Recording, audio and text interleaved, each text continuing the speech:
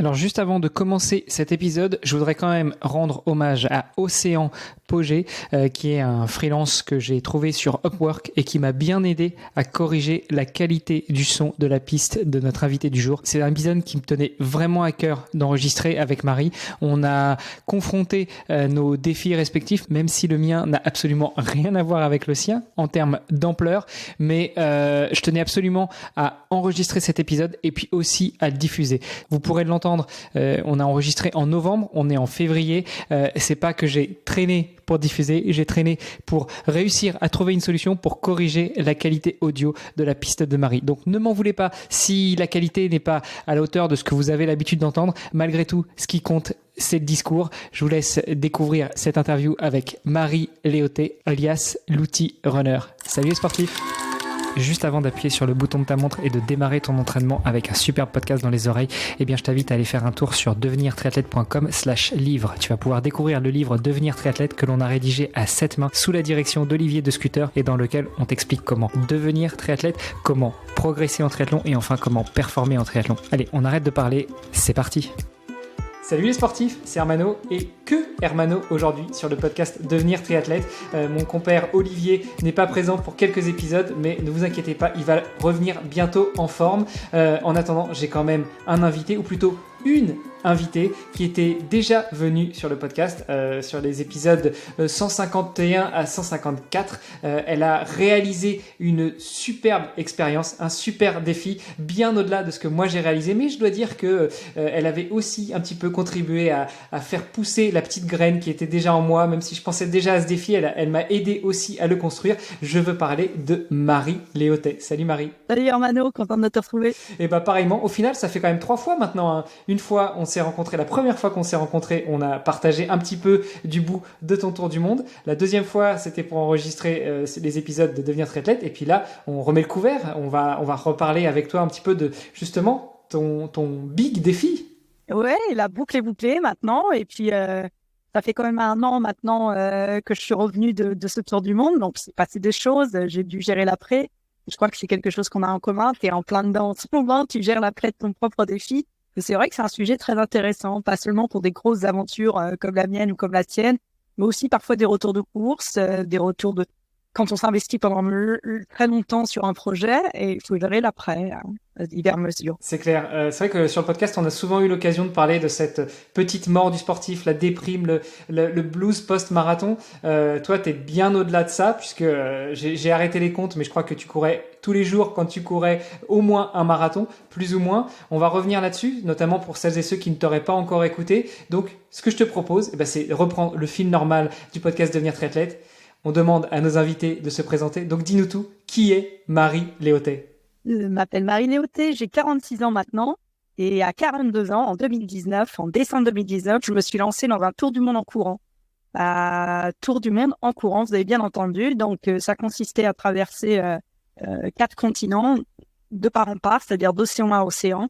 En courant, je m'étais fixé comme rythme de courir 1 marathon par jour, 6 jours sur 7. Et puis de parcourir à minimum la distance imposée par la World Runner Association. C'est l'association qui valide et ratifie les tours du monde en courant. Et donc la distance minimum était de 26 230 km et j'ai fait 28 300 km en tout. J'ai traversé l'Europe, l'Océanie, l'Amérique du Nord, l'Amérique du Sud. Et voilà, donc ça c'était un très beau voyage qui a duré 2 ans et demi. Je me suis retrouvée un peu avec l'épidémie de Covid qui m'est arrivée dans les pattes au bout de 3 mois de course, mais j'ai continué malgré tout. C'était un peu compliqué, mais l'envie de faire ce tour du monde était tellement présente. Donc voilà, il y a 1 an, en septembre 2022, j'ai bouclé ce tour du monde et me revoilà pour parler de l'épilogue et du livre. Et ouais, on va parler de tout ça. C'est vrai que pour celles et ceux qui ne te connaîtraient pas ou qui n'auraient pas écouté nos épisodes, on vous renvoie, chers amis, aux épisodes, je disais, 151 à 154. C'est la période où on faisait des épisodes quotidiens. On est revenu justement sur toi, ton parcours, la genèse de ce tour du monde. Donc, ce sera pas l'objet aujourd'hui. Aujourd'hui, moi, ce qui m'intéresse, déjà à titre perso, parce que tu l'as dit, je suis aussi dans le post-défi et j'ai beaucoup à apprendre de toi. Mais je pense que ça peut aussi intéresser nos auditeurs. Et puis aussi l'épilogue, comme tu l'as dit, comment est-ce que ça s'est passé depuis 2021 quand on t'avait interviewé? Tu l'as dit, il y a eu la pandémie de Covid qui est passée entre les deux, ça a rebattu un petit peu les cartes, ça t'a obligé à repenser un petit peu le planning, à faire une petite pause. Donc finalement, ce blues du sportif, toi tu l'as connu quand tu as été obligé de t'arrêter pour l'épidémie de Covid, et puis après, t'es resté quand même très alerte, t'es quand même resté active, et puis après t'es reparti, et du coup effectivement tu t'es arrêté en septembre de l'année dernière. Donc je te propose peut-être de revenir avec nous sur la suite. Quand on s'est quitté, donc tu finissais la partie française. Qu'est-ce qui s'est passé après la France? Comment tu as continué en Europe? Et puis après, quel continent tu as enchaîné? Ouais, donc j'étais en train de patauger en Europe quand on s'est connus, quand on s'est rencontrés notamment au Luxembourg. Hein, je redescendais la France du nord au sud, partie est, après l'avoir traversé du sud au nord. Je piétinais en fait en Europe parce que c'était très compliqué post-premier confinement. On n'était plus en confinement, mais il y avait des frontières ouvertes, des frontières fermées, des pays dont l'industrie du tourisme était au point mort, donc dans les je pouvais pas traverser parce que où me loger, où aller trouver mes ravitaillements, vu que j'étais en solo, c'était très compliqué. Donc en fait, j'essayais de naviguer dans cette Europe avec des frontières ouvertes, fermées, essayer de trouver mon chemin. Et en fait, cette traversée de l'Europe qui aurait dû durer 7 mois, hein, entre le départ du Portugal sur la côte atlantique jusqu'à le tourisme du Bosphore à Istanbul, ça aurait dû durer 7 mois et à peu près 7000 kilomètres, je pense, 7500 kilomètres. Et ça a duré finalement 15 500 kilomètres, soit 1 an et demi de course avec, bien sûr, les 3 mois de confinement numéro 1 et 1 mois de confinement numéro 2. Donc, oui, effectivement, 1 an et demi de course, c'était un peu compliqué parce que je gardais l'objectif en tête. Hein. C'était bien sûr de rejoindre Istanbul, de boucler le premier continent et puis d'aller rejoindre les autres. Mais il y avait tellement d'incertitudes. Hein. Tous les autres continents étaient fermés au tourisme. Hein. L'Amérique du Nord n'acceptait plus de tourisme. L'Océanie aussi, c'était complètement fermé. Il ne s'est rouvert qu'en mars 2022, hein, donc très tard. Donc il y avait une telle incertitude en fait, mais tant que je courais, ça allait. Tant que je courais, j'étais dans le défi, j'étais dans l'aventure et je continuais d'avancer. Et donc c'est ça qui m'a fait, ce qui fait qu'il y avait pas une déprime en fait. Il y avait beaucoup d'incertitudes, mais il y avait une réalité, c'était que chaque jour j'avançais. Voilà. Waouh, très inspirant, très impressionnant. Comment tu as fait du coup pour accéder aux différents continents? Alors je parle pas sur la partie logistique, mais pour pouvoir rentrer sur des continents qui a priori étaient fermés aux touristes, parce que mine de rien, tu te déplaces comme une touriste hein, avec ton baluchon. Ta poussette, c'est là où tu mettais tout ton matériel. Mais ouais, quand tu as des continents ou des pays qui sont fermés, comment est-ce que tu ajustes? Comment tu te déplaces? Est-ce que tu restes en attente dans un pays à tourner comme un hamster dans ce pays ou tu modifies tes plans? Alors, j'ai été logée à la même enseigne que tout le monde. Donc, une fois que j'ai réussi à finir la traversée de l'Europe, donc la complication principale pour finir l'Europe, c'était qu'à l'époque, ça dit peut-être pas, mais les frontières terrestres avec la Turquie étaient fermées. Il y avait plus une seule frontière terrestre ouverte. Et donc, c'était très compliqué pour moi de refaire mes plans pour arriver par les pays qui étaient ouverts, arriver à cette une frontière. Enfin bref, c'était très compliqué. Et puis finalement, les autres frontières terrestres entre la Grèce notamment et la Turquie sont ouvertes. Donc en juin 2021, j'arrive en Turquie et je boucle enfin ma traversée d'Europe. Et donc, je regarde autour de moi et normalement, dans la logique d'un singe continu de tour du monde, hein, qui était d'ouest en est, pardon, j'aurais dû aller rejoindre un bout d'Asie et puis l'Océanie. Or, l'Océanie était fermée, l'Asie était fermée. Donc, j'ai contacté la WRA, la World Runner Association, et je leur ai dit, écoutez, je suis embêtée, j'ai fini l'Europe, ça faisait 1 an et demi déjà que je cours sur les routes d'Europe, et l'Asie, l'Océanie ne donnent aucun signe d'ouverture. Et donc, la WRA me dit, à circonstances exceptionnelles, voilà. Extension exceptionnelle, et donc ils m'ont dit va sur le prochain continent qui est ouvert que tu trouves et puis va le traverser et la situation aura certainement évolué d'ici là. Et en fait, les États-Unis venaient juste de rouvrir leurs frontières aux touristes. Donc bien sûr, je me précipite pour faire. Voilà, il fallait faire les vaccins à l'époque, il fallait montrer patte blanche, avoir montré un certain temps de, comment on appelait ça, on restait un peu isolé avant. Voilà, la période d'incubation potentielle, etc. Mais ça n'a pas fait trop de délai. Entre la fin de la Turquie et le démarrage des États-Unis, j'ai eu 1 semaine de battement, donc c'était pas énorme. Par contre, oui, j'ai dû ajuster mes plans parce que moi, on m'a traversé du continent nord-américain. D'après mon plan, j'allais naviguer comme ça entre la frontière canadienne et la frontière des États-Unis. Donc, je variais un peu les pays, les paysages, tout. Et puis, C'était plus possible, hein, je ne pouvais plus naviguer entre les pays. En gros, il fallait que je choisisse soit le Canada, soit les États-Unis. Et comme j'avais un visa de 10 ans pour les États-Unis, ça s'est imposé. Donc, du coup, j'ai traversé de Seattle à New York, mais en restant d'un seul côté de la frontière. Donc, j'ai raté mes chutes du Niagara. Tant pis, c'est pas grave, on ira les voir une autre fois. Mais non, c'était magnifique. Et puis, il se trouve que quand je terminais cette traversée nord-américaine, eh bien, les pays de l'Amérique du Sud, notamment le Chili et l'Argentine que j'allais traverser, se sont eux aussi rouverts aux touristes. Donc, en fait, tout s'est très bien goupillé finalement à partir de ce moment-là. Et quand j'ai fini l'Amérique du Sud, là, par contre, j'ai eu un mois d'attente parce que j'ai terminé l'Amérique du Sud début mars 2022 et il a fallu 5 semaines, je crois, pour qu'ils acceptent nos visas et on était parmi les premiers touristes à rentrer en Australie. Ouais, parce que du coup, pour toi, l'Amérique du Nord et l'Amérique du Sud, en tout cas au sens littéral de la WRA, sont deux continents séparés. C'est ça, la WRA se base sur la définition des 7 continents, donc 6 continents peuplés, un continent pas peuplé, donc nous avons l'Antarctique en pas peuplé, et puis Amérique du Nord, Amérique du Sud, Europe, Afrique, Asie, Océanie. Donc voilà les 7 continents. Il y a différentes définitions des continents. Il y en a qui disent c'est l'Eurasie, il n'y a pas l'Europe et l'Asie. Il y en a qui disent qu'il n'y a qu'une Amérique, une Amérique du Nord et une Amérique du Sud. Il y a beaucoup de débats. La WRA a choisi ça comme validation des continents. De toute façon, vu que c'est l'organisme qui valide ces tours du monde, je me suis pliée à leur définition. Bon, et la règle, c'est au moins 4 continents. Donc Amérique du Nord, Amérique du Sud, Europe. Et puis toi, tu as fait l'Océanie, t'as pas fait l'Afrique? Non, alors l'Afrique, ça sera un prochain défi. C'est vrai que si on regarde sur une map monde, de toute façon, quand vous faites un tour du monde, vous ne traversez jamais plus de 2 ou 3 continents si vous suivez une latitude constante. Donc déjà, ils en imposent 4. Et puis, si vous regardez, l'Europe est au-dessus de l'Afrique. Donc, comme on est dans une logique de tour du monde, en gros, il faut choisir soit l'Europe, soit l'Afrique. C'est l'un des deux. Donc, j'avais choisi l'Europe. J'avais beaucoup envie. Je m'étais éloignée de l'Europe pendant longtemps, donc j'avais très envie de revenir sur mes terres, entre guillemets, même culturellement parlant. Ça me faisait plaisir de retraverser l'Europe. Et puis, mais l'Afrique, puisque tu en parles, ce sera un prochain projet. On en reparlera plus tard. Ouais, j'allais dire, j'ai entendu un truc, je le pose là pour l'instant, on y reviendra après. Donc, un autre projet. Attention.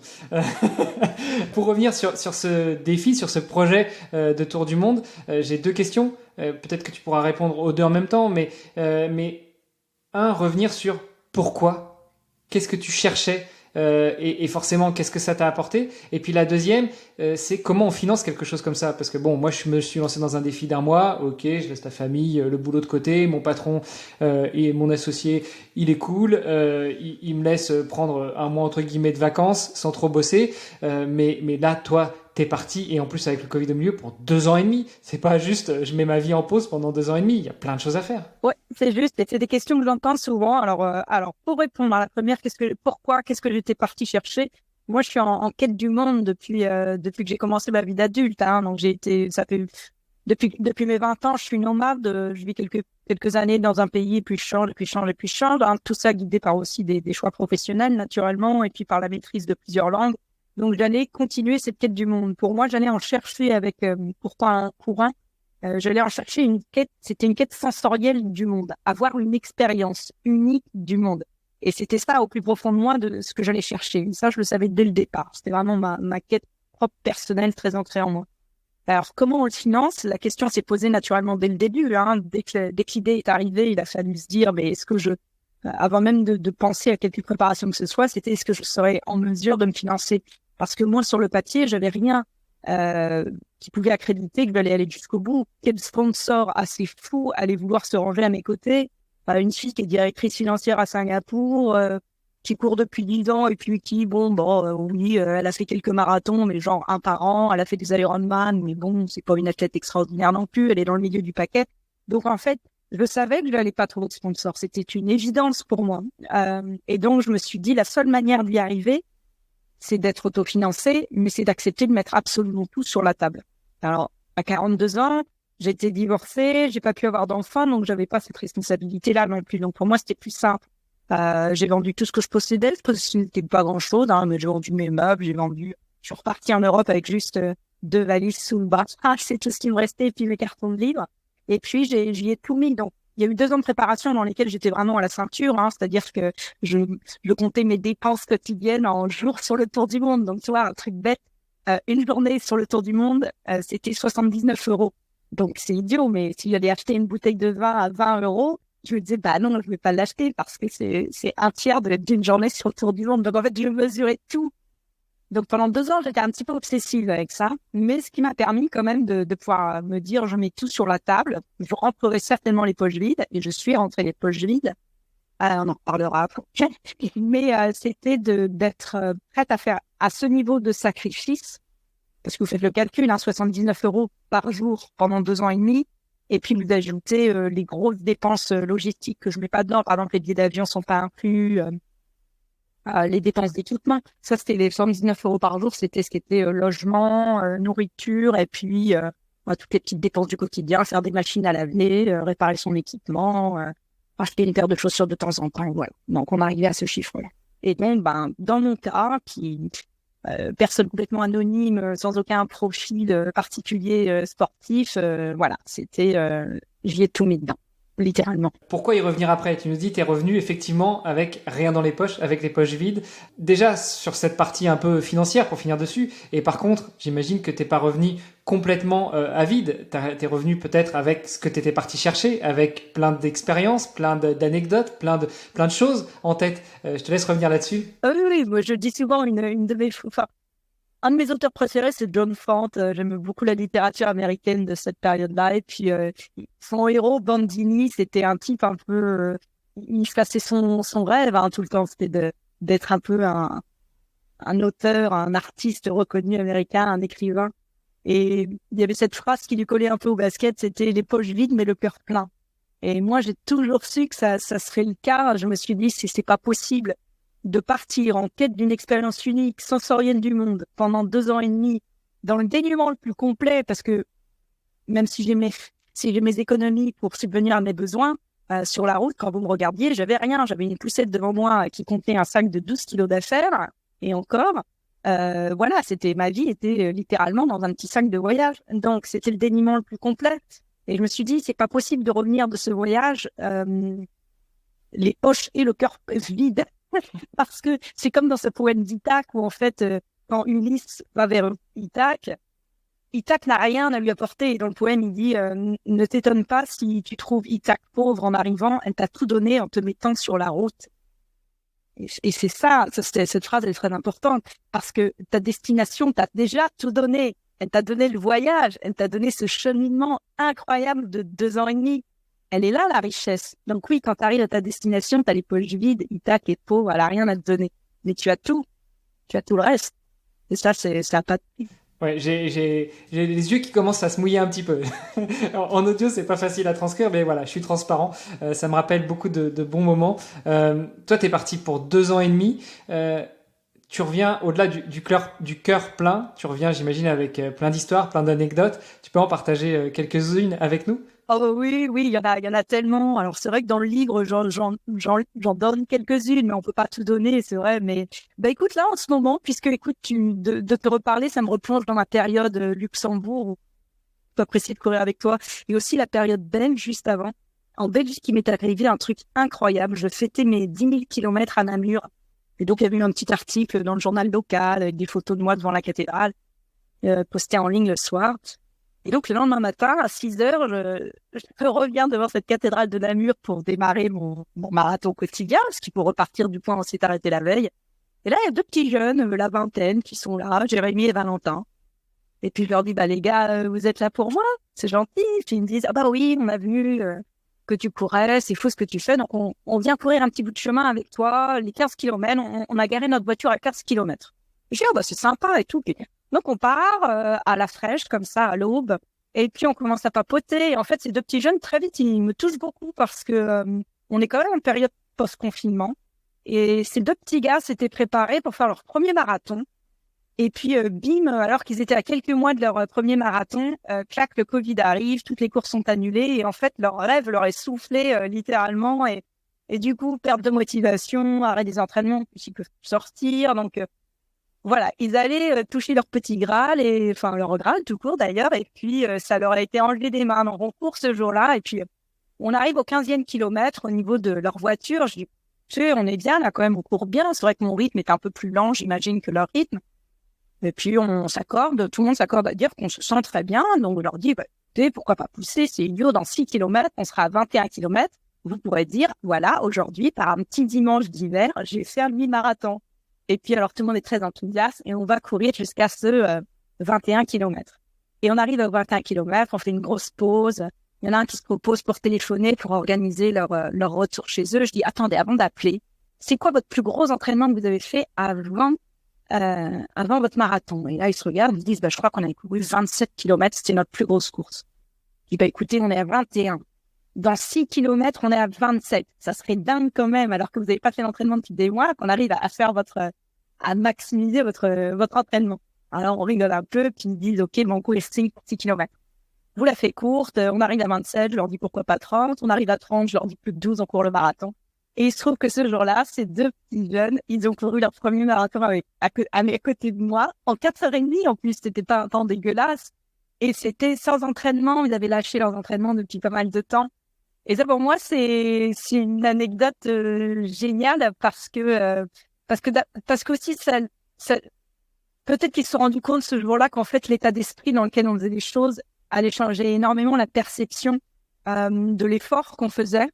Et voilà, enfin, j'ai beaucoup aimé ce moment avec eux. Pour eux, c'était lui qui m'en parle encore. Et, écoute, je dois courir le marathon de Paris avec eux l'hiver prochain. Donc voilà, c'était une très bonne histoire. Bon, l'hiver prochain, la fin de l'hiver prochain, parce que Paris c'est en avril, donc au printemps. Ouais, mais on comprend, t'es complètement déphasé entre te balader d'un continent à un autre, été, hiver, par-ci, par-là, ça se comprend. Voilà, puis c'est encore un peu d'été où je suis, donc je suis pas trop en phase avec les saisons traditionnelles. Et justement, par rapport à ça, est-ce qu'on perd vite pied avec la réalité? Est-ce qu'on oublie rapidement ou pas un petit peu les obligations qu'on peut avoir, quel jour on est, quel moment on est, quelle saison on est, quand tu te retrouves à courir, à traverser les États-Unis, alors que il y a d'autres continents où tu étais avant, ça peut être l'hiver, ça dépend aussi de où tu te situes par rapport à l'hémisphère, mais est-ce qu'on oublie un petit peu la réalité finalement? Alors, il y a deux choses dans ce que tu dis. Donc, il y a une partie de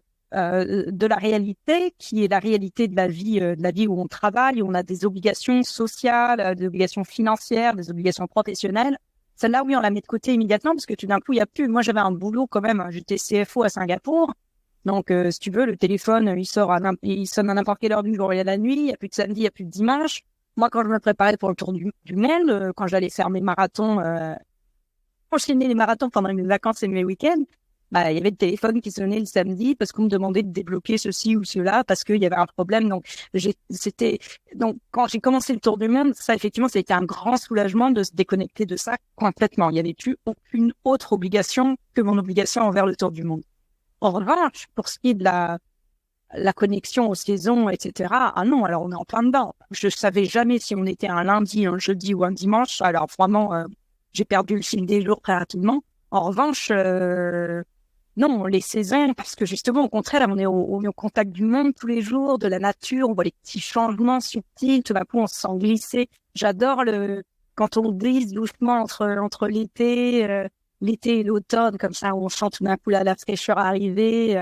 Enfin, les changements de saison sont incroyables et puis tous très différents sur chacun des continents. Non, non, au contraire, on est plus connecté au monde et à son environnement et déconnecté des choses ce que j'appelle les parasites, en fait. Ce qui parasite notre connexion. Moi, ce qui m'a impressionné quand j'ai fait ma traversée de la France, c'est que finalement, tu te lèves chaque matin. Évidemment, tu repars aussi de là où tu es arrivé. C'était l'objectif que je m'étais fixé, même si moi, il n'y a pas d'organisation particulière qui contrôlait ce que je faisais.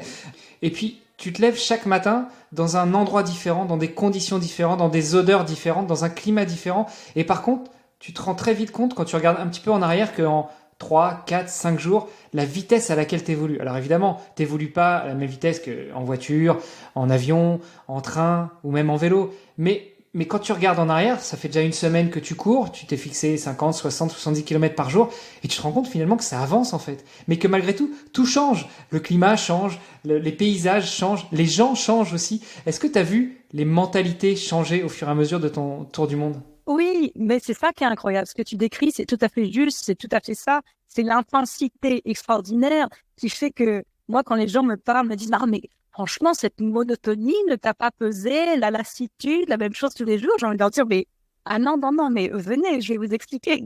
Ça n'existe pas, la monotonie, la lassitude, non. Parce que justement, comme tu dis, tous les jours, tout est différent. L'endroit où tu te réveilles, où tu vas dormir est différent. Les gens que tu rencontres, la route que tu rencontres, sur laquelle tu cours, est une route sur laquelle tu n'as jamais connue, couru, pardon.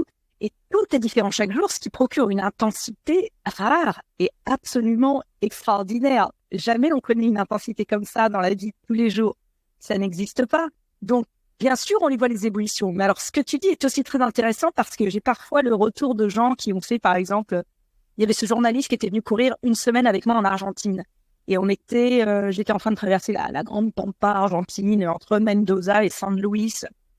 Et lui, quand il a fait son article sur sa traversée, il parlait justement de ça, de la monotonie, des grandes lignes droites, des machins. Et c'est cool parce que moi, je l'ai pas du tout vécu comme ça. Moi, au contraire, ce que j'avais vécu, c'est que cette pampa, pour moi, dans mon contexte du Tour du Monde, donc version XXL, elle s'inscrivait dans un film très lent, mais il y avait eu la côte chilienne, il y avait eu la montée des Andes, il y avait eu la descente sur Mendoza, et je voyais l'arrivée sur Buenos Aires. Donc, dans le format XXL, cette petite pastille là de 7 jours de traversée de la Pampa, elle comportait quand même des changements microscopiques que moi je percevais et que je percevais tous les jours. Or lui qui était venu pour faire que ça, il n'a vu que la monotonie en fait. Et c'est ça qui est fabuleux parce qu'en fait elle n'y est pas du tout quand tu te projettes dans quelque chose de beaucoup plus long, de beaucoup plus dans le long terme, comme tu as traversé de la France, j'imagine, c'est ça. Tu vois un changement fou. Tu pars de Nice, tu arrives au nord de la France, enfin, c'est indescriptible ce que tu traverses. Ouais, c'est clair. Bon, moi, j'ai fait dans l'autre sens, j'ai fait du nord au sud. Ce qui est sympa, c'est que je suis descendu un petit peu avec le beau temps. Et puis, j'ai commencé sous la flotte et avec, au début, une petite bruine, après, très rapidement, des trompes d'eau et du vent. Donc, ce qui fait que ça pouvait pas être pire, quoi, quasiment. Non, je suis d'accord avec toi. Maintenant qu'on a parlé un petit peu, on a replanté le décor, on a parlé un petit peu de ta traversée. Comment on se remet de tout ça? Là, c'est vraiment juste de la masterclass pour moi, hein. Comment on se remet de tout ça? Toi qui es arrivé il y a un an, comment on reprend pied avec la vie normale? Pour autant qu'elle soit normale, parce que quand tu as vécu ça, il n'y a plus rien qui est pareil. Il n'y a plus rien à la même saveur. Tu perçois des choses que tu percevais pas avant. Tu perçois des choses chez les gens, des comportements, des choses que auxquelles tu te serais peut-être jamais arrêté avant. C'est ça. Et en fait, la vie normale, déjà, moi, j'avais l'impression de pas mener une vie normale, hein. Enfin, ma norme à moi était pas la norme de tout le monde. Changer de pays tous les 5 ans, partir avec 2 valises sous le bras pour aller en Asie, pour aller en Grèce, voilà, c'était pas tout à fait la norme. Donc moi, la vie normale, normée, je la connaissais pas vraiment, donc ça me faisait moins peur. En revanche, je savais que d'arrêter un rythme, parce que ça arrête du jour au lendemain, hein, c'est ça qui est un peu terrifiant, c'est que vous faites la dernière foulée, et sur cette dernière foulée, tout s'arrête. Et, et, et, et c'est quand la ligne d'arrivée arrive, en fait. Moi, je me rappelle, c'était quand j'arrivais à Sydney. Donc, je traverse les jardins botaniques. Et là, tout d'un coup, je vois la petite foule. Il n'y avait pas grand monde, mais il y avait quelques personnes qui m'attendaient.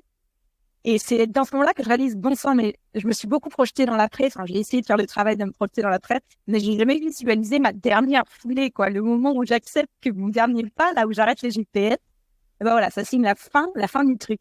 Et j'ai trouvé ça fou. Et en fait, j'ai eu une espèce de déconnexion un peu cérébrale, une sorte de dissociation. J'étais là sans vraiment être là. Et ça prend du temps. Et alors, l'après, par contre, alors ça s'était bien goupillé parce que je savais ce que j'allais faire. Je voulais écrire le récit de cette aventure folle. Je voulais aussi, parce qu'il fallait, j'avais une obligation quand même, comme j'étais vraiment revenue les poches vides, bah, il fallait quand même enflouer un peu les caisses. Donc, j'avais quand même préparé des séries de conférences pour le monde de l'entreprise. Alors, ça nourrit pas son âme énormément, mais d'en faire quelques-unes, ça me permettait de me remettre quand même un peu à flot et d'avoir aussi la sécurité pour écrire ce livre sans avoir demandé si j'avais assez d'argent pour acheter à manger. Donc, en fait, entre les conférences et le livre, ça s'est bien goupillé. Donc là, maintenant, le livre est sorti. J'ai toujours un peu de conférences de temps en temps, mais là, ça y est, je passe complètement à la prochaine étape qui est de me remettre un seul professionnellement. Donc, voilà, je vais me remettre à mes activités dans la finance, mais ça se goupille bien parce que, comme je le disais, pour moi, à la différence de nombreux autres, mon tour du monde, il s'inscrivait dans mon parcours de vie, donc dans mon parcours de vie nomade, dans cette quête du monde qui était en moi, etc. Donc c'était une manière différente finalement de vivre cette quête du monde, mais ma vie de nomade continue. En fait, pour moi, si je dézoome complètement sur ce que j'ai fait, il y a une continuité, il y a rien qui s'arrête. Donc en fait, c'est en le voyant de cette manière-là que j'arrive à accepter. En revanche, ce qui manque, et ça, bien sûr, j'imagine que toi, Mano, c'est la même chose pour toi, ce qui manque, c'est cette intensité folle au quotidien, et puis la simplicité du dénuement de la vie sur la route, qui est d'une simplicité folle, et c'est exaltant. Ouais, on en parlait tout à l'heure en off, hein, et je te disais, quand tu me demandais comment ça va, je te disais, moi, ce qui me manque, c'est ça, tu sais que tu te lèves le matin, la petite toilette, t'enfiles la tenue, les vêtements, les chaussures, tu vas prendre ton petit déj, hop, tu brosses les dents, et puis t'es déjà dans le mindset, je sais ce que j'ai à faire, hop, tu regardes la montre, t'enclenches, t'as la carte, tout droit, et puis voilà, c'est la seule chose que t'as à penser, en fait. De temps en temps, des petits coups de fil et autres, mais c'est tout, quoi. Tu disais tout à l'heure que tu avais essayé de faire ce travail de visualisation de la ligne d'arrivée qui est virtuelle, plus ou moins. J'ai essayé de faire le même travail, moi. Et en fait, pour la petite anecdote, quand je suis arrivé à Menton, là où je m'étais dit j'arrêterais, déjà, j'avais pas fait le jeu d'aller sur Google Maps ou autre, et puis de visualiser l'arrivée. Je me suis dit, j'irai à la frontière franco-italienne. Et par contre, quand je suis arrivé à Menton, ma famille avait pris un peu de retard, ils étaient coincés dans le trafic, et il y avait personne pour m'accueillir. Donc je suis arrivé là, sur cette ligne d'arrivée virtuelle, et en fait, t'es tout seul, et tu dis, bon bah voilà, je l'ai fait, mais en gros, c'est ça, je fais quoi maintenant? Et c'est bien que tu aies préparé la suite. Alors j'imagine que sur ces 2 ans et demi, tu as eu le temps de préparer tout ça. Tu l'avais préparé un peu avant? Tu l'avais préparé pendant? On t'a aidé? On t'a accompagné pour faire tout ça? Non, en fait, il y a eu un petit coup de pouce, effectivement, ce journaliste dont je parlais, qui était venu courir une semaine avec moi en Argentine. Il avait une double casquette. Il était non seulement journaliste, mais il avait des contacts dans l'édition, je sais pas comment il s'appelle, éditeur freelance, je crois qu'on dit. Et donc, il m'a permis d'aller rencontrer des éditeurs. Et puis, donc, le choix s'est calé sur, c'est Kalman Levy qui m'a ouvert les bras et qui m'a donc signé. Et donc, j'ai pu écrire ce livre, Le Monde sous métier. Et Kalman, c'est vrai que c'était une très belle maison. Donc ça, j'ai eu la chance d'avoir eu le coup de pouce pour aller les rencontrer. Et puis donc, ça m'a un peu... Parce que l'écriture d'un livre, finalement, hein, c'est pas du tout si simple que ça. Moi, j'avais comme matériel, j'avais 2 ans et demi d'aventure. J'avais 825 pages de blog, parce que j'écrivais mon blog tous les jours. Et en fait, on se dit... Bon, alors là, il s'agit plus de raconter le quotidien blow by blow, comme on dit en anglais, au jour le jour, à tout ce qui est arrivé. Il s'agit en fait, d'essayer de rattraper la saveur, un peu comme un thé qui a infusé. Et vous essayez d'attraper les saveurs de tout ça, et surtout de raconter une histoire, parce qu'il faut que le lecteur puisse comprendre comment vous y êtes allé. Sur 8 milliards d'individus, il n'y a que 7 personnes au monde qui ont fait un tour du monde en courant. Donc, il faut que le lecteur puisse comprendre ce qui fait que moi, j'y vais et pourquoi. Et c'est vrai qu'il y a des circonstances, dans ma vie, il y a des conditions qui font que, peut-être pour moi, ça avait plus de sens. Peut-être que pour moi, c'était aussi plus facile, d'une certaine manière. Et puis après, d'aller raconter une histoire, parce que je pense que, encore une fois, quand seulement 7 personnes au monde l'ont fait, c'est qu'il faut... C'est pas une qualité, mais c'est c'est un espèce de moteur qu'il doit y avoir. Et nous, on est fait de telle manière qu'on a ce moteur. Moi, ce moteur, c'était l'envie. L'envie, elle était ancrée dans un parcours de vie, dans l'inspiration d'une grand-mère qui était elle-même un peu nomade, qui était très féministe et qui m'a beaucoup ouvert sur le monde. Et donc, il faut réussir à faire passer ça. En fait, c'est plus de raconter différemment ce tour du monde. Et donc, c'était un vrai travail. Et moi, ça m'a pris, oui, j'ai fini le tour du monde en septembre. J'ai rendu ma première version du manuscrit au mois de mai. Donc, il y a eu des mois d'écriture. Ça se fait pas tout seul. On s'engage beaucoup aussi dessus. Donc, voilà, ça m'a permis aussi d'aider à poser l'aventure un peu. Et puis, on est plus en paix avec l'aventure quand on a réussi à lui donner un petit peu de pérennité un peu sur le papier. On se dit, bon, on prolonge un petit peu sa vie d'une certaine manière. Ouais, tu vois, j'allais te demander justement comment est-ce qu'on écrit ça pour celles et ceux qui se lanceraient dans des aventures. Et quand on parle d'aventure, on parle pas forcément de parcourir le monde, hein. Déjà, il y en a certains pour qui se lever et puis aller courir 10 kilomètres, c'est une aventure. Et je remets absolument pas ça en cause. Au contraire, hein. Moi, je suis un fervent défenseur de ceux qui bougent plutôt que de rester assis dans le canapé.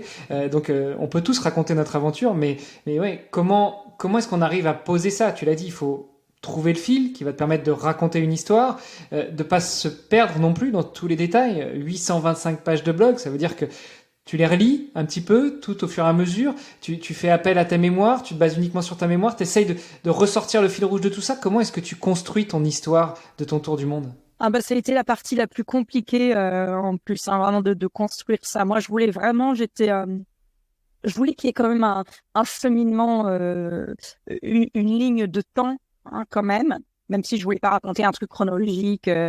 Donc il y a beaucoup de flashbacks, il y a des moments de réflexion, et ça faut les placer dans le cheminement. C'est-à-dire par exemple si je vous raconte la traversée du Chili du sud au nord, bah voilà, il y a ce que je vois aussi, il y a l'écosystème qui est différent, qui est affecté. Il y a les forêts ancestrales qui sont plus là. Ça me parle des Mapuches. Ça me parle des Mapuches qui ont été dépossédés de leurs terres, qui ont perdu leurs terres, qui ont perdu leur religion, leur spiritualité, qui ont été mis dans des réserves, comme ce que j'avais vu dans l'Amérique du Nord avec les Indiens d'Amérique, qui étaient aussi dans des réserves, puisque j'ai vu après en Océanie avec les aborigènes, en Australie, qui est aussi dans des communautés à l'écart, etc. Donc, en fait, on commence à avoir une réflexion sur ces autres continents qui sont les continents, ce que j'appelle des continents de pionniers, où finalement, il y avait déjà des gens qui habitaient là.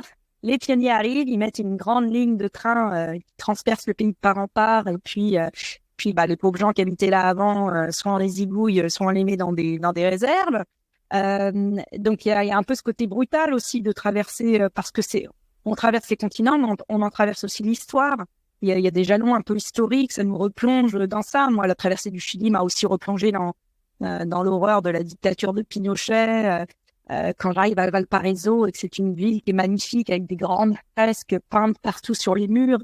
Et ça se peignait dans les années Pinochet où c'était sous la peine de mort, hein, si on voyait un artiste exercer. Donc les mecs sortaient la nuit pour aller peindre un bout de leur histoire sur un mur. Et c'est d'une beauté et d'une émotion folle. Donc en fait, j'essaye plus de ressortir du quotidien de ce que j'ai vécu, de ce que je vivais, qui est raconté dans mes blogs, mais de raconter plus ce que je ressentais. Pareil pour les rencontres, ça aurait pas eu de sens que je vous raconte absolument toutes les rencontres que j'ai faites dans ce tour du monde. Bon bah voilà, dans ce cas-là, j'ai envie de dire lisez mon blog. Mais là, c'est plus d'aller dans ce bouquin, j'ai plus essayé de raconter les rencontres qui étaient fortes et pourquoi elles étaient fortes. Parce que quand on me voit sur la route quand même, et que quelqu'un va à ma rencontre, on voit quand même une femme qui pousse sa poussette.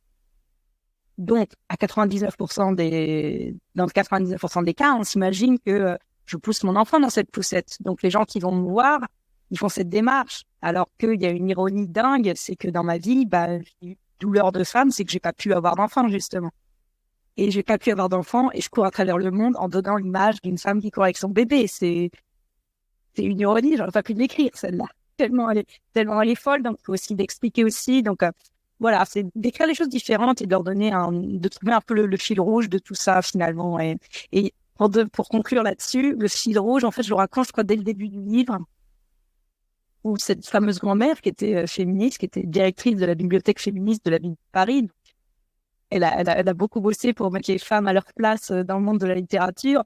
Et donc, c'est cette grand-mère, un jour, je déloge un livre de ses étagères et je tombe sur cette phrase de Steinbeck qui est en première page, ou voire même la première phrase de son bouquin qui s'appelle Voyage avec Charlie.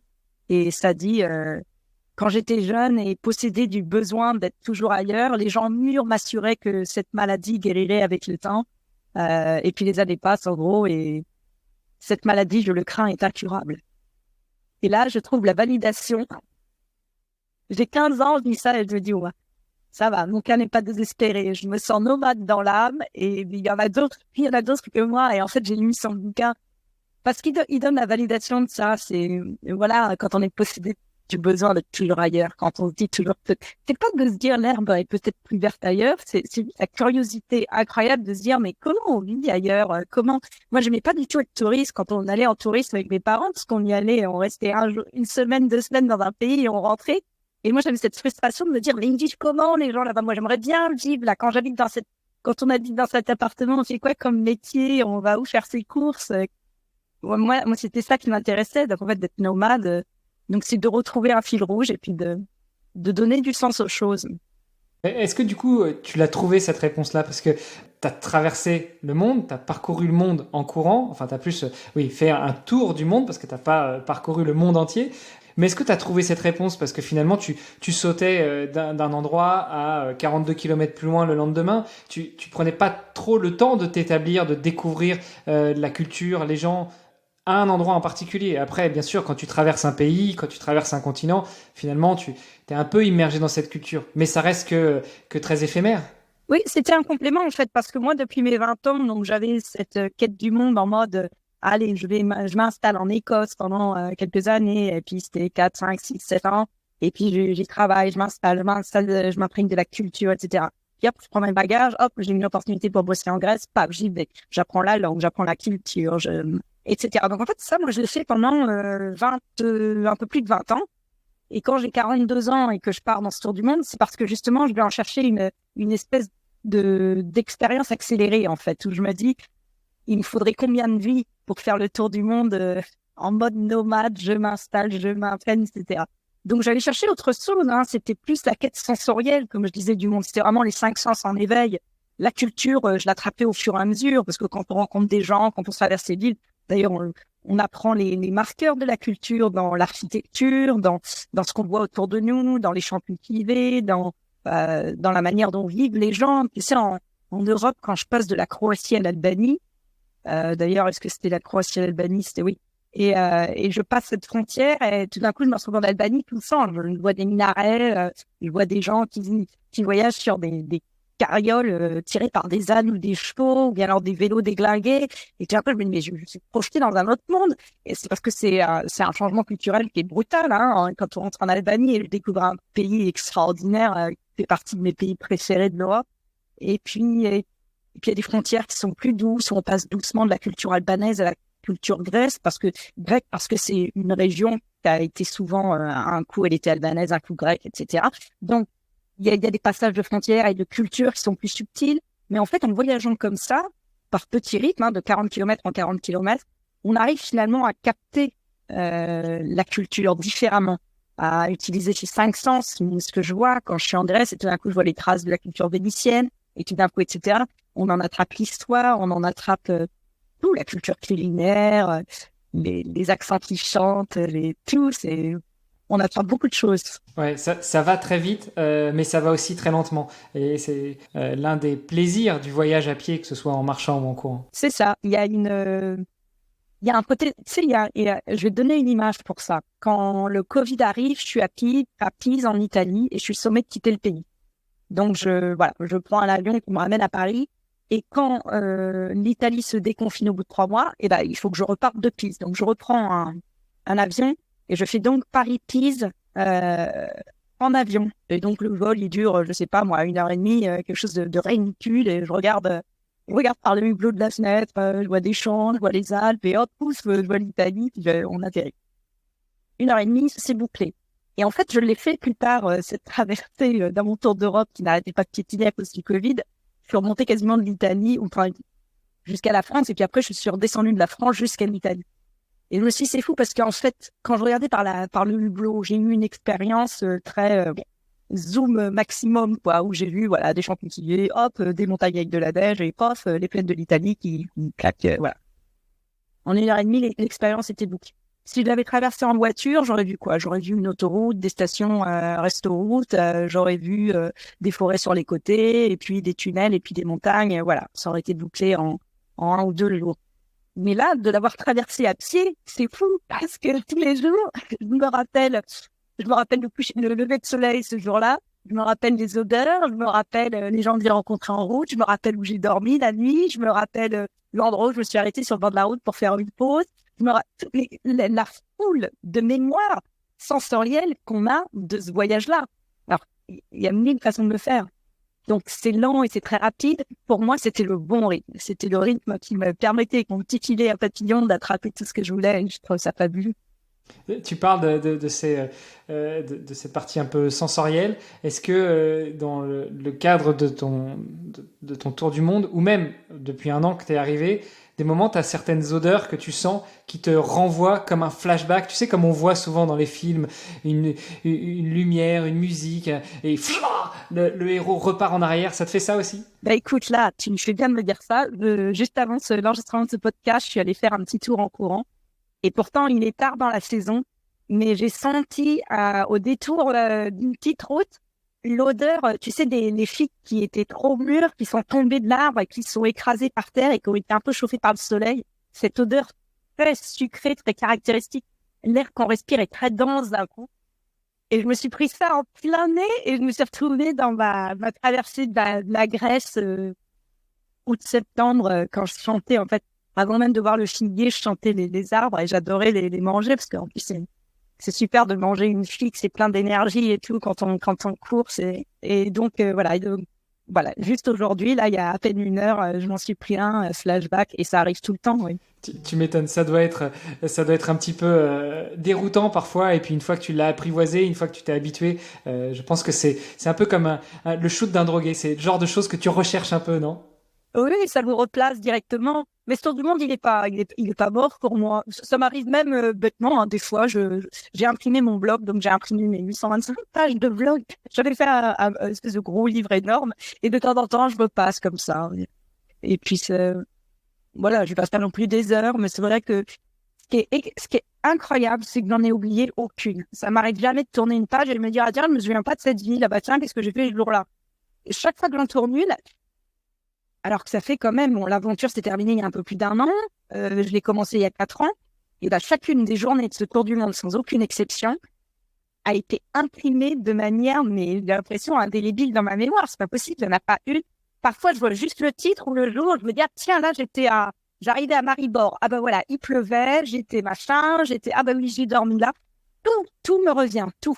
Parfois même l'endroit où j'ai fait une pause, j'ai rencontré un chien ou un chat abandonné sur le bord de la route. C'est fou, ça. Et tu dois avoir la même chose. Ta traversée de la France, elle doit être gravée étape par étape. Tu n'oublieras jamais ce truc. Ouais, ouais. Alors, des moments, justement, je me surprends à oublier. Alors, moi, j'ai pas écrit de page de blog, même si j'aurais voulu.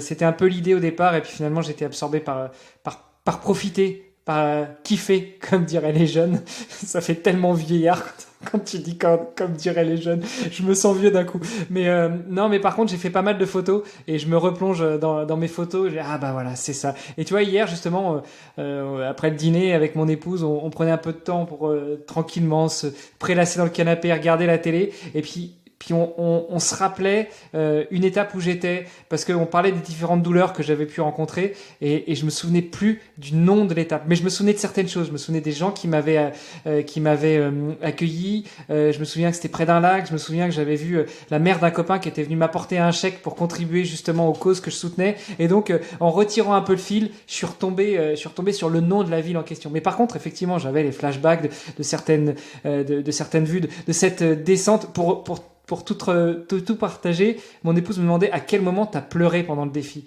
T'as pleuré de douleur ou t'as pleuré de bonheur.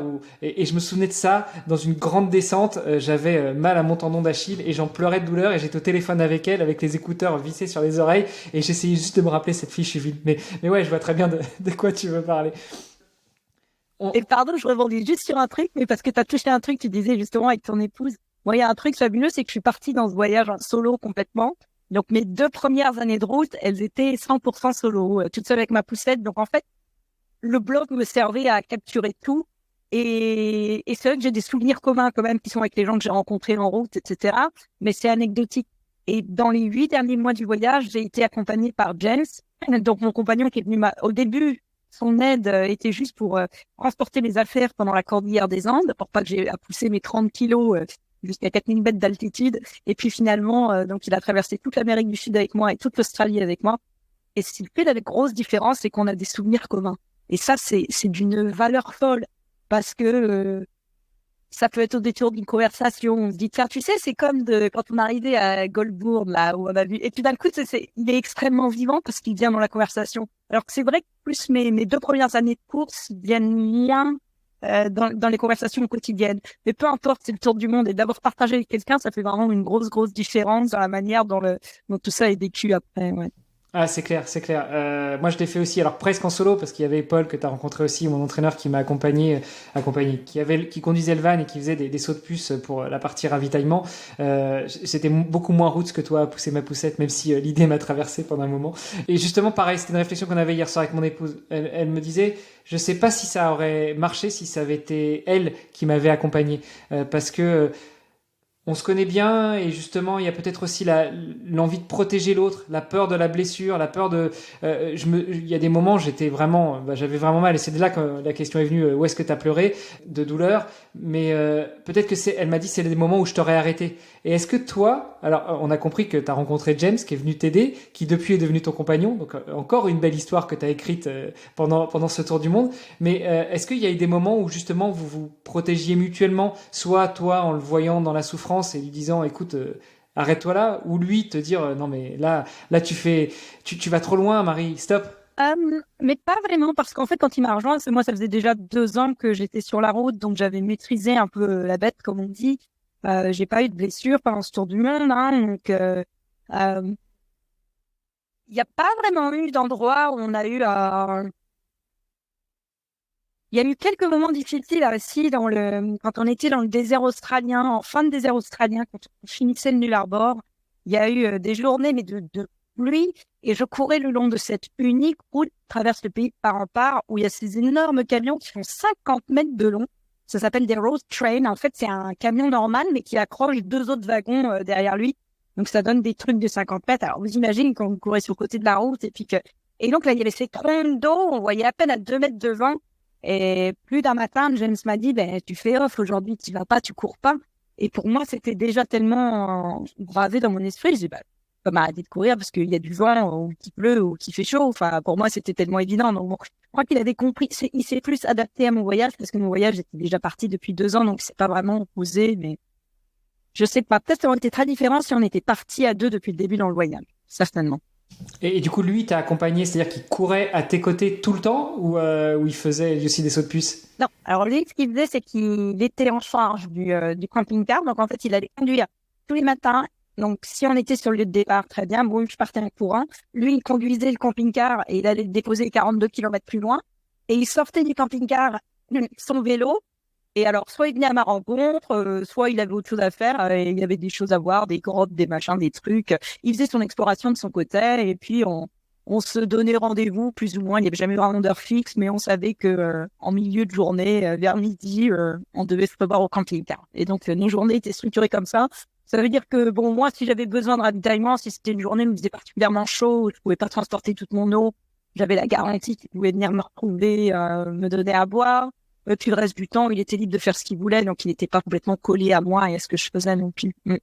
Sur la partie purement physique, alors sur la partie préparation, là aussi on renvoie sur les premiers épisodes qu'on a fait, mais pendant ce tour du monde, pendant ce défi, et encore plus pendant les confinements, quand tu es finalement presque obligé de t'arrêter, même si tu t'es pas vraiment arrêté, notamment pendant le premier confinement, tu nous disais que tu faisais des maraudes à Paris et tu courais pour pour aider les gens qui se retrouvaient coincés ou dans la rue, pour ramener à manger ou pour ramener des soins, mais est-ce que tu as vécu, au-delà de la blessure, des moments difficiles, des moments de doute, des moments de douleur? La douleur, ça veut pas forcément dire la blessure, ça veut juste dire ton corps t'envoie une alerte, tu la traites pas, et puis des fois il se remet tout seul à l'équilibre, il retrouve son équilibre et tout se remet en place. Est-ce que tu as vécu ces moments-là un peu difficiles? Alors non, mais par contre, je vivais mes courses dans une grande rigueur.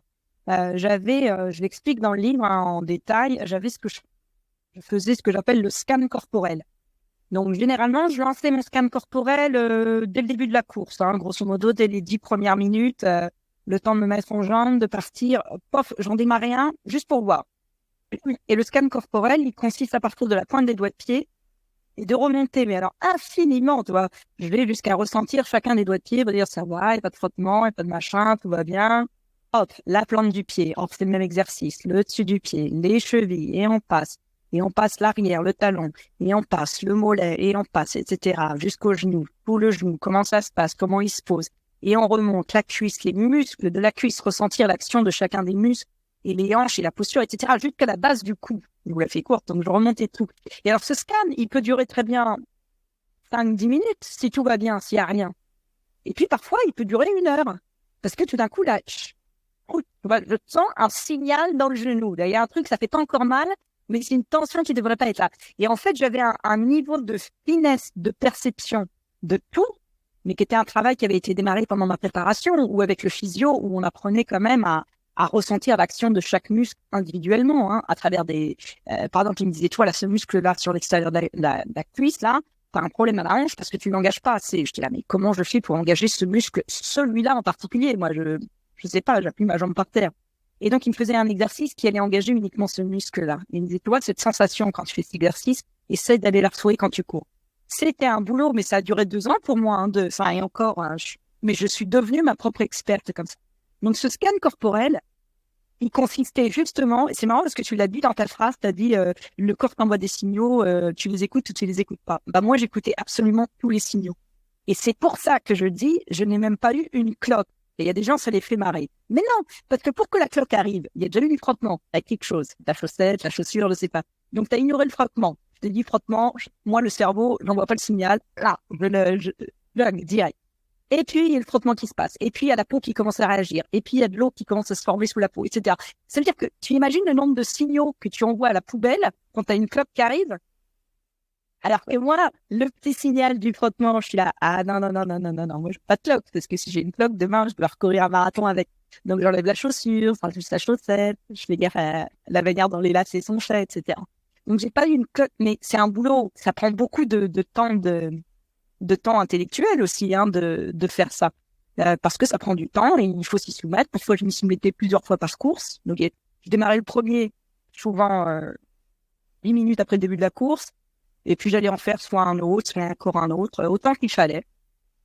Et ça permettait donc de passer énormément de temps à écouter tout et à adresser tout. Et qu'est-ce que ça donne au résultat? Alors, est-ce que c'est dû uniquement à ça ou est-ce que j'ai un corps de super-héros qui ne se blesse jamais? Je n'y crois pas. Moi, je crois que le scan corporel a joué un rôle extraordinaire là-dedans, dans le fait que j'ai eu aucune blessure.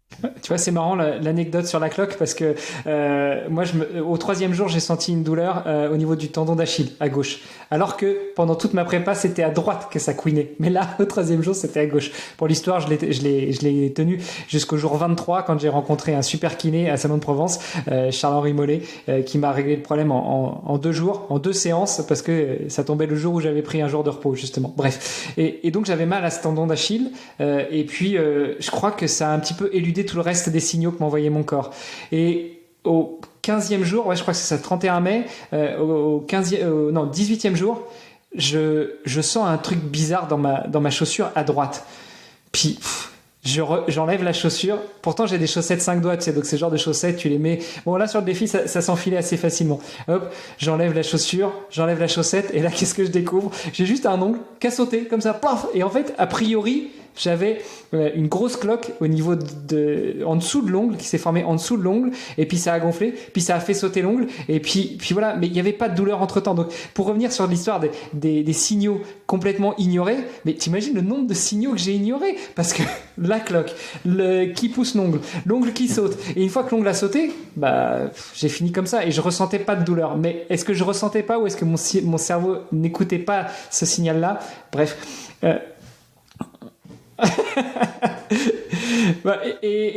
Ouais, donc du coup, ce scan corporel qui t'amène à bien te connaître, à bien maîtriser, mais justement, si t'as un frottement, ok, tu t'arrêtes, tu remets bien la chaussette, fine. Mais si ça couine au niveau du genou, ça couine au niveau de la hanche, ça couine au niveau des lombaires, ça couine au niveau des épaules, qu'est-ce que tu fais en fait? Tu t'arrêtes? Je vais te donner un exemple très précis. Au bout de, je crois, ça faisait un peu 2 mois de course ou quoi. Je courais beaucoup sur les sentiers, notamment sur la fin de la traversée de l'Espagne, la traversée des Pyrénées pour arriver en France. Et puis, comme ça, au bout de quelques jours, je me dis, mais commencer à avoir des tensions dans les chevilles. Enfin, c'est con, parce que si je vais avoir mal aux chevilles, ça va être un peu handicapant pour la suite de l'aventure. Et donc, je me focus beaucoup sur ces chevilles. Et je vois pas, et toi, parfois c'est à la proprioception, parfois c'est au visuel, j'essaie de comprendre ce qui se passe. Et en fait, je me dis, mais ça fait combien de jours que je cours sur des sentiers, etc., tu vois, qui sollicitent beaucoup la cheville.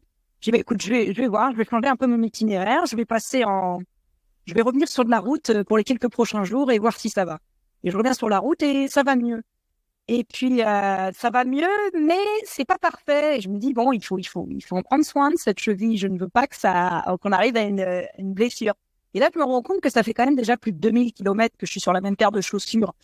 Et donc, je me dis, parce que moi, j'attendais qu'elle soit foutue, ma paire de chaussures. Là, elle était bien, elle était très confortable. Donc, j'ai fini par changer mes chaussures. Donc, ça a redonné beaucoup de stabilité au niveau de la cheville. J'ai continué un peu sur route jusqu'à ce que je me sente bien solide au niveau des chevilles et je suis repartie. Donc, ça, c'est un exemple. Ou parfois, c'est juste le terrain et ton équipement qui va faire que tu souffres indûment. Mais ça vaut le coup d'essayer de trouver toutes les solutions. Après, ça m'est arrivé j'avais une douleur au niveau à l'intérieur de la jambe, de l'aine, en fait. Et ça, c'était en fin d'aventure. Hein. J'étais en train de finir en traversée de l'Australie. Et je me dis, c'est bête, je veux pas m'handicaper, j'ai bientôt fini, ça serait con d'arriver en boitant alors que j'ai couru sans problème.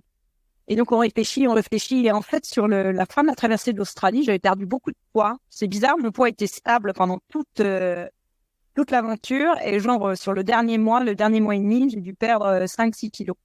Et en fait, en perdant du poids, j'avais l'impression, je regardais dans la structure j'avais perdu du muscle, notamment en haut des cuisses. Et donc, il a fallu que je change un peu la manière dont je posais mon pied par terre pour solliciter d'autres muscles de la cuisse qui, eux, avaient l'air de pas avoir été impactés ou d'être restés du moins en l'état. Donc voilà, de rajuster sa posture à un changement de physionomie finalement, qui est arrivé graduellement. Donc tu vois, il y a toujours manière tu sais, moi j'ai quand même étudié les planches d'anatomie, hein. Je ne connaissais pas grand-chose. J'ai découvert qu'il y avait 26 os dans le pied, que c'était une formidable machine d'amortisation de la foulée. J'ai découvert le nombre de muscles qu'on avait dans les jambes, etc., comment ils fonctionnaient. Donc en fait, quand tu es vraiment au taquet avec ça, quand tu es clair sur qui fait quoi, c'est comme tes ressources dans une entreprise. Tu sais que tu dois demander à Jocelyne de faire ça et à Jean-Jacques de faire autre chose, et tu vas pas inverser, sinon ça marche pas. Ils savent pas faire les tâches l'un de l'autre. Enfin, tu vois, c'est un peu comme vraiment savoir qui fait quoi en fait. Et du coup, tu arrives à être un peu plus fin dans la demande que tu imposes à ton corps. Bon, je note que tu as été quand même marqué par quelques années dans la finance, hein, parce que amortisation, c'est plus sur la partie comptable. Mais bon, c'est un délire entre financiers. Et, en anglais, on dit amortization, mais je sais pas comment tu dis l'amorti, ouais, tout bêtement. Ouais, l'amorti, voir l'amorti, c'est quand ça, c'est le fait, c'est ce qui sert à arrêter. Après, c'est l'amortissement, je dirais. Mais c'est pareil, on n'est pas loin des termes comptables. C'était la petite pique, juste pour rire. Ah, mais non, j'ai fait beaucoup de préservation du capital et des assets. Là que je faisais, mon corps, c'était un peu mon capital le plus précieux et il fallait le préserver au maximum. Donc, voilà. Tu m'étonnes. Et tout ça. Est-ce que tu as noté, juste pour le délire, quelques stats sur l'alimentation? Qu'est-ce que tu mangeais, le nombre de calories, parce que ça doit être des chiffres qui sont aussi hallucinants là-dessus. Alors, ce qui est fabuleux, c'est que pendant ma préparation, en fait, j'avais lu les livres des 6 avant moi qui avaient fait leur tour du monde en courant, et je me disais, mais comment ils font? Ils vont courir 40, 50, 60 km par jour, mais ils doivent manger 10 000 calories, mais moi, je pourrais jamais manger 10 000 calories par jour. Donc, je contacte Tom Dennis, l'Australien, parce qu'il était plus proche de moi en zone géographique, on se parlait souvent. Et je lui dis, mais Tom, je viens de faire un calcul sur Internet, ça me dit que je vais devoir manger 8 000 calories par jour.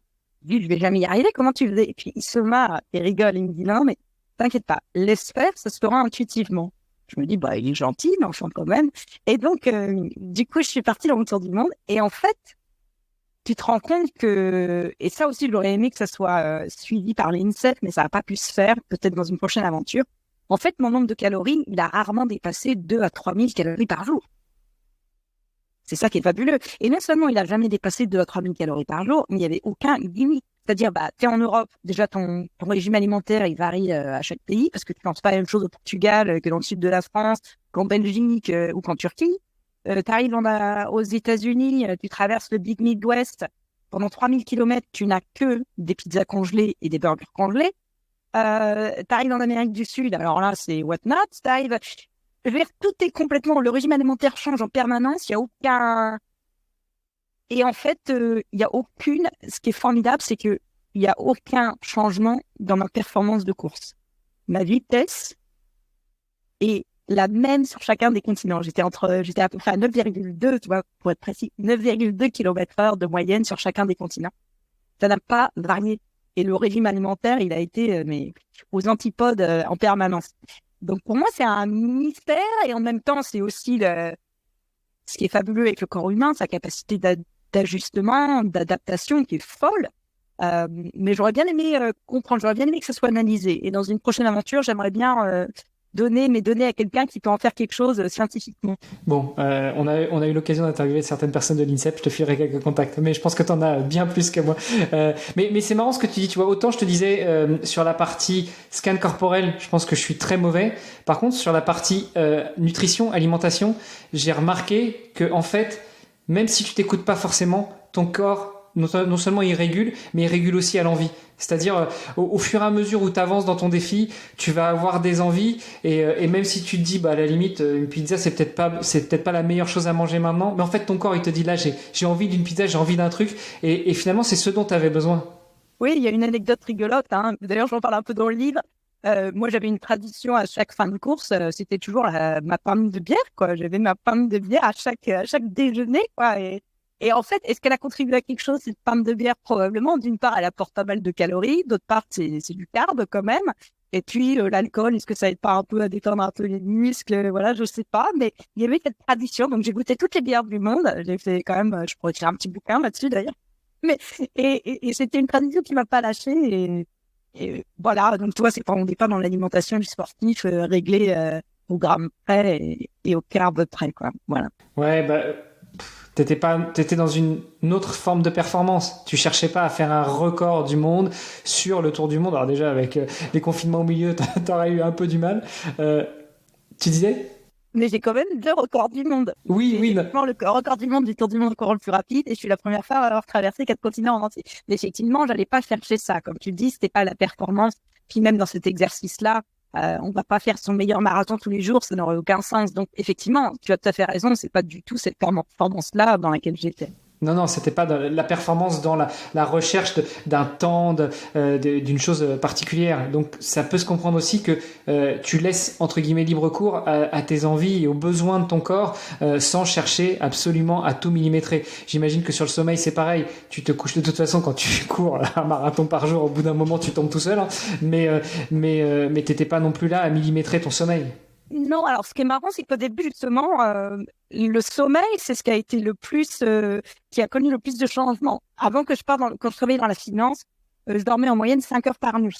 Quand j'ai commencé le tour du monde, j'étais déjà sur du 8 heures facile, plus une sieste dans l'après-midi. Donc, j'étais en mode retraité, quoi. Mais, et je pensais que j'en avais besoin de cette sieste de l'après-midi, même si elle durait, je t'ai dit, elle durait une demi-heure, cette sieste, hein, c'était pas énorme, mais je pensais que j'en avais besoin. Et puis, au fur et à mesure de l'aventure, bah, elle a sauté, je m'en suis rendu compte que j'en avais pas tant besoin que ça.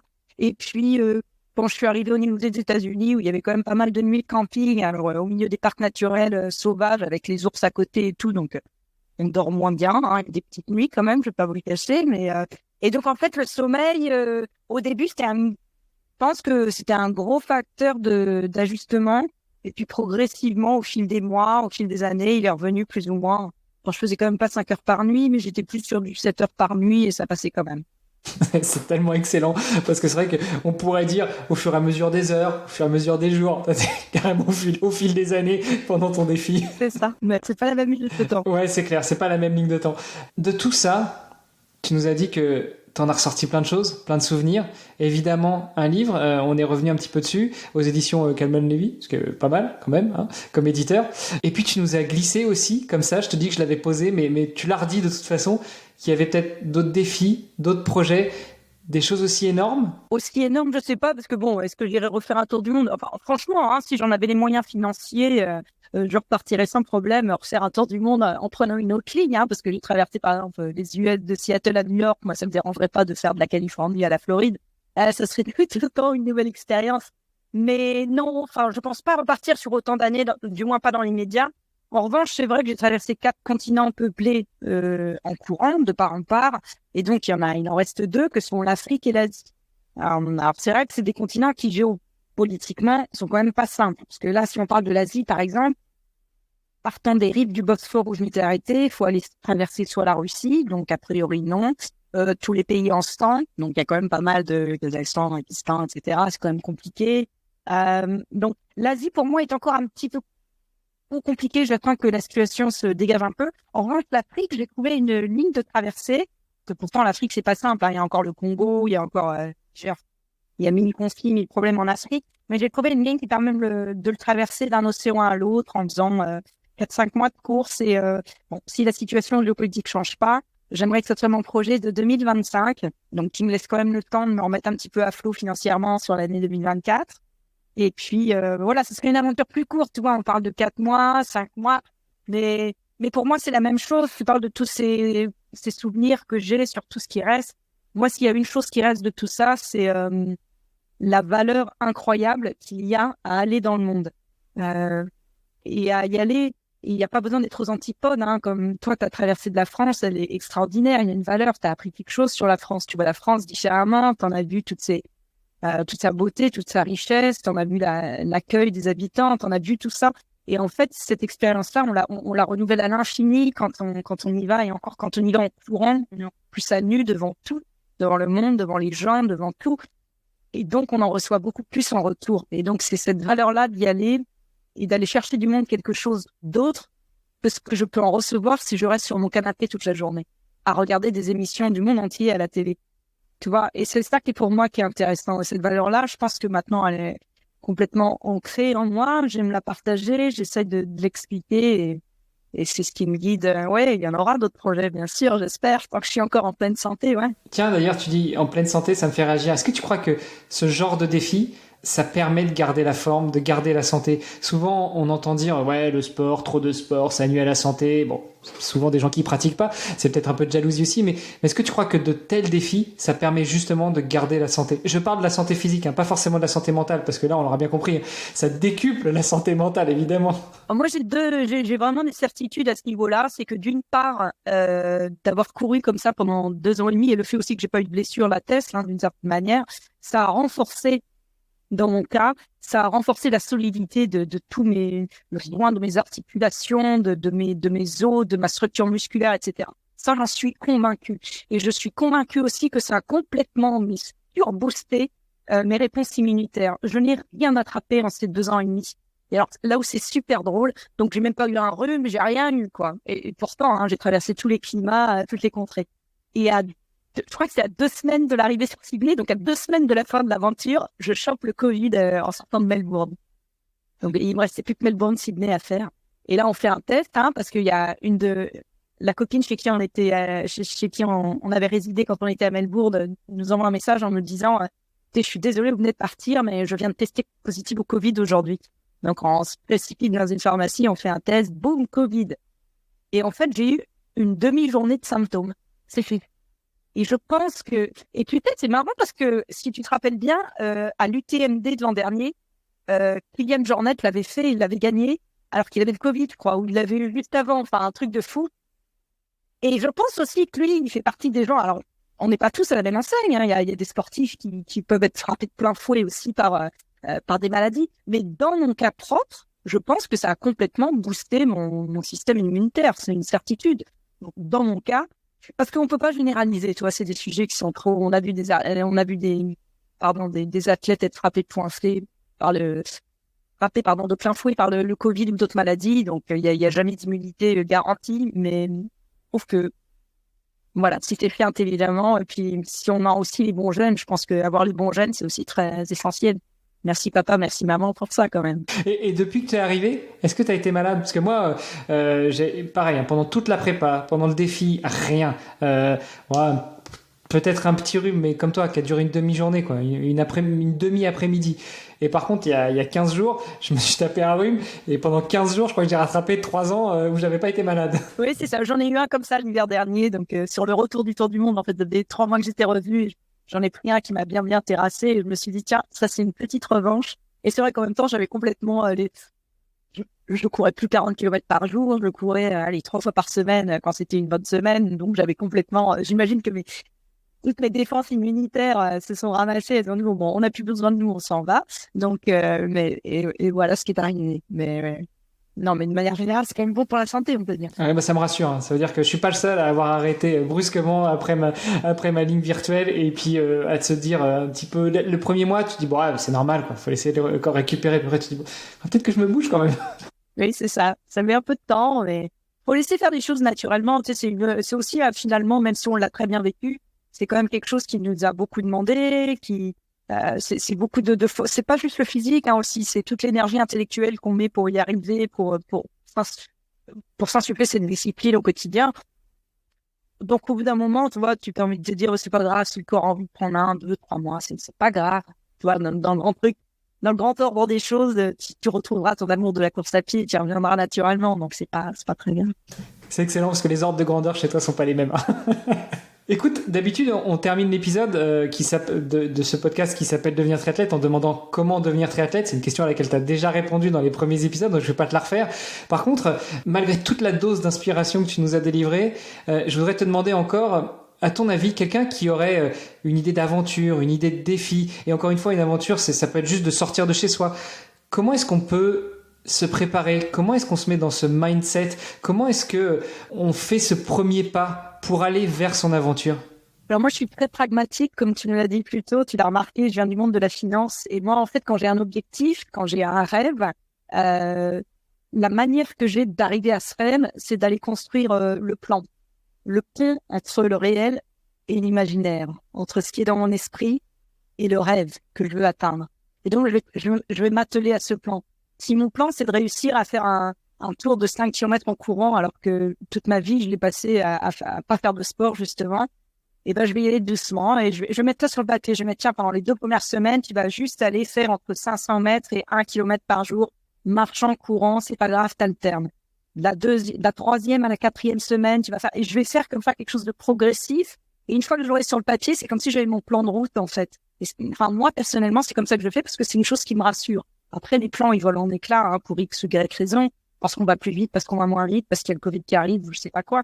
Mais pour moi, la construction du plan, elle est essentielle parce que elle me dit, ah bah, le rêve, en fait, il est à portée de main.